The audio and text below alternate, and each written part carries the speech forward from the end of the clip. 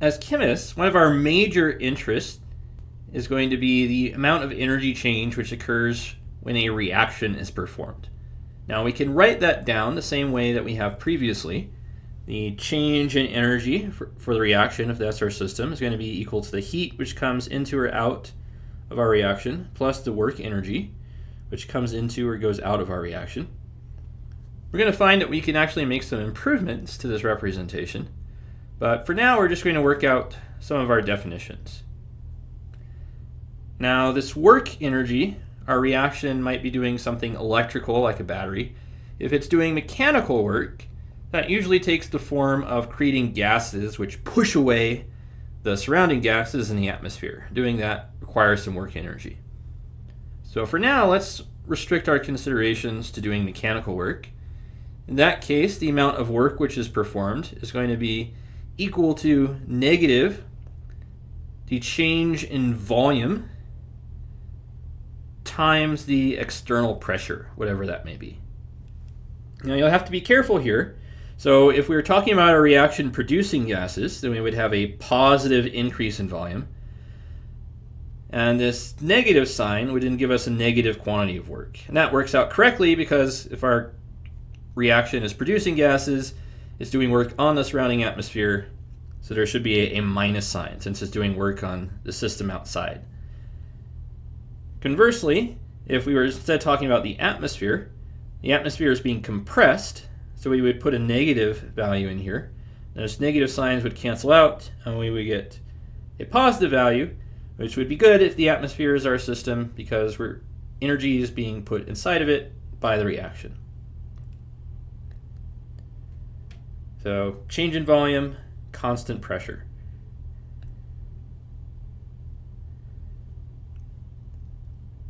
Now the heat energy is going to come principally from the difference in the energy states of our reactants and our products, apart from whatever is released as work energy.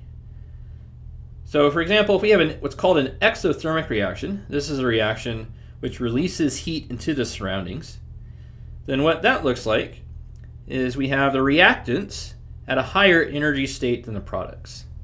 So our reaction proceeds possibly along this path here.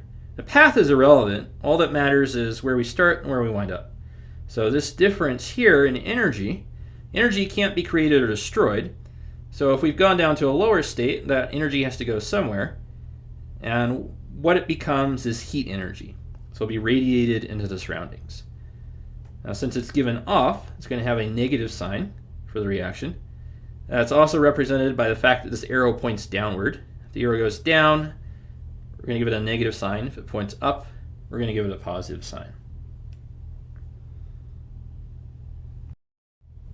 Our other possibility is that we could have an endothermic reaction. In this case, our products are at a higher energy state than our reactants. So in order to get up to the product level of energy, since we can't create or destroy energy, we'll have to supply the missing quantity. And frequently, this missing quantity is going to be absorbed from the surroundings. This is, for example, how cold packs work. You have an endothermic reaction, which absorbs energy and provides the cooling effect of the cold packs. Now, most reactions are exothermic, but there are a handful of reactions that are also endothermic. Well, let's say that we have a reaction that produces 100 joules of heat energy, and it also provides 3 liters of gas. What's going to be the energy change in the surroundings? And here we need to know the external pressure, and we need to pull out our barometer, and we find that it's 784 millimeters of mercury. All right, so our change in energy is going to be the heat energy plus the work energy. So we're told the heat energy is 100 joules. Now to find the work energy, we're going to use our equation. Work is equal to minus the external pressure times the change in volume. Now in this case, we're talking about the atmosphere. So we're interested in the change in volume then of the atmosphere. Now if our reaction produces 3 liters of gas, that's going to expand. and push away the atmosphere. So the atmosphere is going to have to contract by 3 liters to make room for it. So that will make this a negative 3 liters for the change in volume of the atmosphere. And then times our pressure, which we're going to convert here into atmospheres. So 1 atmosphere for every 760 millimeters of mercury. And we have our other minus sign. So those minus signs will cancel out. And we get a positive value for the work done, 3.09 liters atmospheres. Now frequently, we want the energy here to be in joules. It's very convenient to work in atmospheres because we're usually at 1 atmosphere of pressure. It's also convenient to work in liters. So if we want to convert from that into joules, then we just need to know that 1 liter atmosphere is equal to 101.33 joules. We can apply that conversion factor. Well, now that we know our heat energy and our work energy, we can go ahead and plug those in to our equation for change in energy of our system. So our reaction dumps 100 joules of energy into the atmosphere. Our reaction also produces 3.09 liters atmospheres of work energy given to the atmosphere. And our conversion factor here, we can convert that into joules. And we add this all up, and a total of 410 joules was transferred from our reaction to the atmosphere, because this is a positive quantity, so it went into the atmosphere. Well, we're going to find that it's very convenient to introduce something called enthalpy. Now, enthalpy, you really already know what enthalpy is. Enthalpy is just energy. And as far as conceptualizing it, that's where you should stop. You should just say enthalpy is energy. Now, the actual difference is that we've applied a special condition to this. This is going to be energy measured at constant pressure. And this turns out to be very useful for chemists because our reactions often occur with constant pressure. The pressure in our laboratories is pretty stable. You might have some weather come in and it goes up and down a little bit, but for the most part, it's going to be very close to 1 atmosphere and very, very slowly with time. So our definition of enthalpy is that it's equal to the internal energy of the system plus the pressure times the volume. Now this term is also a quantity of energy.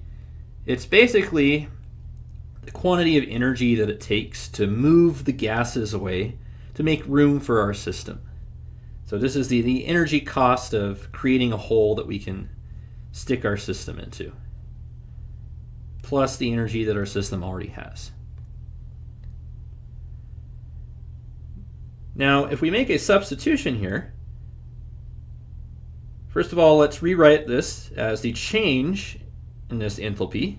It's going to be equal to the change in energy, plus, now the pressure, we said it was going to be constant, so that can't change, but times the change in volume. So this is our change in enthalpy equation. And we'll substitute that the change in internal energy is equal to the amount of heat energy we put in plus the amount of work energy that we put in. Now, if only expansion compression work is done, no electrical work or anything interesting like that, then the amount of work energy here is going to be minus the pressure times the change in volume. Now, if we plug that in for work in this expression, we're going to have Q minus P times delta V plus P times delta V. And so these P delta V's will cancel out. And we get that the change in enthalpy is just equal to the amount of heat energy. So wow, this is a really simple, easy equation. And this is basically why we introduced this term of enthalpy. This makes it way easier to measure the energy change of our reactions. All we have to do is measure Q. Now, keep in mind this is only at constant pressure conditions. So if we ever have varying pressures, then we're not going to be able to use this lovely equation here. But if we are at constant pressure conditions, then we can take something really complicated, like the change in energy of the reaction, where we're breaking bonds and reforming bonds. And we can now measure it in a very easy way. We just need a thermometer to do that. So then we can measure the heat change, and then we'll automatically know how the energy of our reaction changed. So our change in enthalpy of reaction, by definition, this delta means you take the final quantity and subtract the initial quantity. So we'll have our final enthalpy for our products minus our initial enthalpy for our reactants is what gives us this change in reaction here. Now there's a very convenient tool we have available for calculating this difference. It's called Hess's law. And what Hess's law says is that we don't have to measure this and measure this.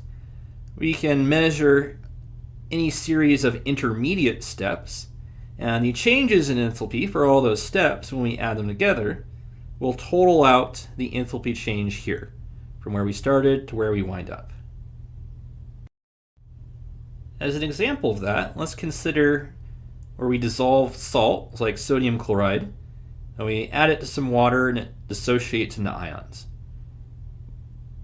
Well, we could instead break that process into two steps.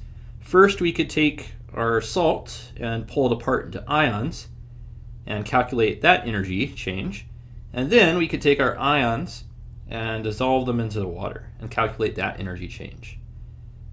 And that might be a lot easier for us to do, theoretically, compared to being able to observe what the molecules are doing through this entire process. So here in this diagram, so now we're going to start calling energy enthalpy. Remember, it's just energy at constant pressure. So as one step, we pull apart the sodium chloride into sodium plus ions and chlorine minus ions in the gaseous state. That has an energy change of 776 kilojoules per mole. This arrow points up in our diagram, so that means this is a positive value here. As energy we have to dump in order for this to happen. Now our next step is that we take these ions we've created and mix them in with the water. So doing that, we go down in energy. So that means we're going to have a negative quantity here for this step. Now if we add these two steps together, we'll get our total change from reactants to products. So that's our enthalpy of reaction here. And in this case, the difference is 5 kilojoules per mole. Now it doesn't matter that when we do this in the laboratory that we don't actually pull this apart into gaseous ions and then add it. As long as we can think of some theoretical series of steps which would replicate starting here and winding up here, then when we add up all those energies, we're going to get this difference here. So that's what's really awesome about Hess's law, is that if we can think up an easier way to represent the problem, we can use that easier way, and we'll still get the same answer. And because we wound up with a positive quantity of energy at the end, then that makes this an endothermic reaction. So we would have to supply this 5 joules of energy from the environment in order to navigate upwards from our reactant's energy level to our product's energy level. So if you add salt to water, the temperature should slightly decrease when you do that. Now there are a few tricks for when we're manipulating enthalpies and applying Hess's law. These basically come down to the fact that we can kind of think of our reaction equations as algebraic equations and treat them somewhat similarly. So one trick that we can use, if for some reason we need to have our products on the reactant side when we're manipulating these, we can go ahead and do that. We can just swap them. And all we have to do is change the sign on the enthalpy. So now instead of having an up arrow in our diagram, we have a down arrow in our diagram, but it's still going from the same two positions. We can also multiply our equations by some constant factor. So for example, double the coefficients in this equation. And if we do that, then we multiply the change in enthalpy by the same factor. So in this case, we would double our change in enthalpy for the starting reaction. And so for this reaction, we will get 20 kilojoules of energy back instead of just 10 kilojoules of energy. That makes sense. We essentially have the same reaction, just twice as much substance. So we'll get twice as much out of it. Now, our final rule is that when we add equations together, this has the effect of adding their enthalpies together. And that's just Hess's law. So if we have this equation, which has an enthalpy change of 10 kilojoules, and this equation, which has an enthalpy change of minus 25 kilojoules, we add those together, we'll get a difference of minus 15 kilojoules. Now a note here on adding these together. So just like with algebraic equations, if we have terms on the left side and the right side, then we can cancel out those terms. If this is 2x and this is x, then we can subtract x from both sides, in which case it will disappear on the right side, and we'll only have 1 of x on the left side. Now here we have a b plus a b, so we'll wind up with 2 b's. And then for these c's, we have 1 on the right side and 1 on the left side, so we can cancel those out. And so our overall equation is a plus 2b gives us d and e. And it's this overall reaction for which we now know the change in enthalpy is minus 15 kilojoules when it's performed. Well, let's say that we want to figure out the enthalpy change for this reaction where we have 2 carbons combined with hydrogen gas to give us C2H2. This is ethylene gas. This is something that you use in welding as a fuel. It's very energetic to combust this. And let's say that maybe we have a chemical plant and we want to figure out this reaction so we can produce our ethene, and we want to see how energy efficient it's going to be. Okay, so unfortunately, we don't find this reaction in our tables, or we don't have a specific experiment for it at present, but we have some background knowledge. We have these 3 equations here, one of which involves combusting our ethene, producing CO2 and H2O. This is a very exothermic reaction. It gives us minus 1300 kilojoules of energy for every mole that we react. We also know about the combustion of the carbon with oxygen. It gives us an energy change of minus 394 kilojoules per mole. And we know about the combustion of the hydrogen with oxygen. It gives us an energy change of minus 286 kilojoules per mole. So is there a way that we can combine these 3 pieces of information in order to tell us this piece of information? Well, Hess's law tells us that if we can come up with a series of reactions that totals to this reactions, then we can just add together their enthalpies. So let's see if we can manipulate these so that when we add them together, we get this equation. Now we notice that over here in our kind of tool chest, the C2H2 is on the left side, but when we add everything together, we need it to wind up on the product side. So we're going to need to flip this equation. And when we do that, we just have to flip the sign here. So let's go ahead and do that. So now we've written our products on our reactant side and our reactants on the product side. And we just change the enthalpy value here to plus 1300 kilojoules per mole. Now we might also notice that we need to have 2 carbons on the reactant side.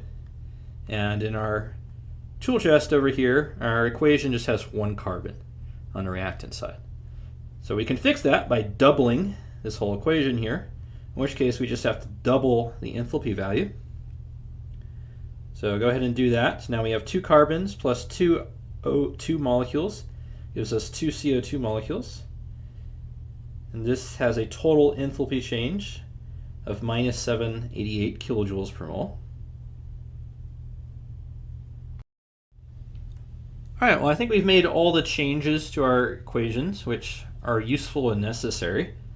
So let's see if by adding them together we can recover this final equation that we were gunning for. So here are our three equations. Now I note there are two CO2s on the left side and two CO2s on the right side.